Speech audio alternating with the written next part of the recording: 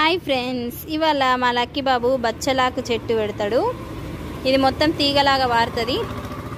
At side పెడదాం అనేది ఇంకా డిసైడ్ కాలే. చూద్దాం పదండి ఫ్రెండ్స్. ఇక్కడ పెడుతున్నాం ఇప్పుడు మా లక్కీ బాబు. నేను చూడండి, లక్కీ బాబు తవ్వుతుండు. అయ్యో, ఓ మై గాడ్, ఫస్ట్ నేను కొంచెం తవ్వి నీకు ఇస్తా. గట్టిగా ఉంది బేట. ఇది మేము వాటర్ పోయలే కదా బిడ్డ. ఎట్లా వెళ్తుంది నాన్న?